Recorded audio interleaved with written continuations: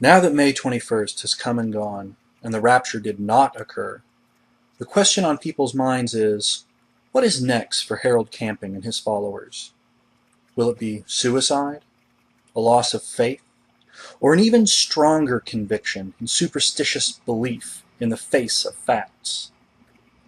To get some perspective, we should look to the most famous prediction of the end of the world in American history, known as the Great Disappointment. William Miller was a Baptist minister who espoused a literalist reading of the book of Daniel. Unto 2,300 days, then shall the sanctuary be cleansed. He contended that he had found a time limit on human existence, and fixed the end times to the year 1844. There was some debate about what the day would be. Miller said he was confident that sometime between March 21st of 1843 and March 21st of 1844, the world would come to an end. Thousands gathered to support this message. Some of these loyal followers had given away all their worldly possessions. They waited expectantly for the end to come, and then nothing.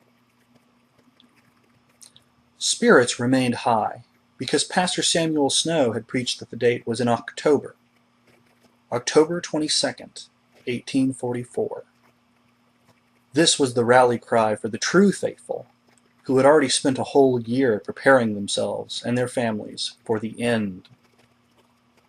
This date came, and it went, and still nothing. At this point, it was clear that the end of the world was not coming.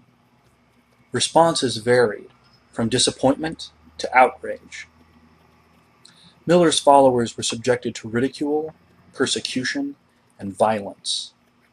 Millerites were attacked by mobs, and churches were burned.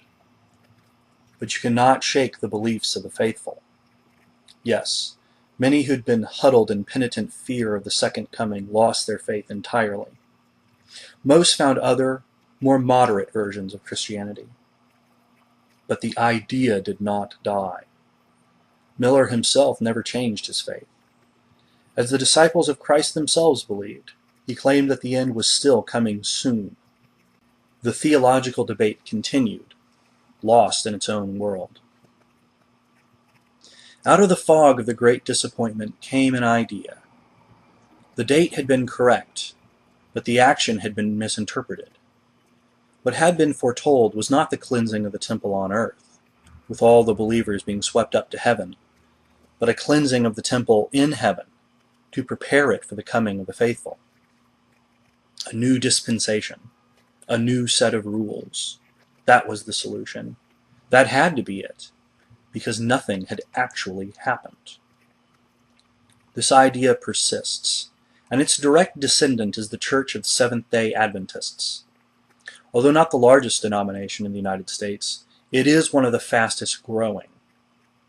Over 1 million Americans and 16 million Christians worldwide subscribe to the tenets of this faith, born from the failed prophecy of the end times. So what's next for Harold Camping and his followers? For many, it will be a slow, painful process of putting their lives back together. For others, it will be a short, frenetic process of prayer and rationalization to organize their fractured beliefs. They will look to the future, to another painfully constructed end date, and they will hope for the worst. As for Harold Camping, nothing that he is preaching is new. Prophets and messiahs are alarmingly common. They come and go, and the world continues unchanged. I do not predict a change in faith for Harold Camping. If he is lucky, he can found his own brand of the Christian faith, like the Seventh Day Adventists. That would be something, an accomplishment of sorts. However, it will remain far below what he had aspired for.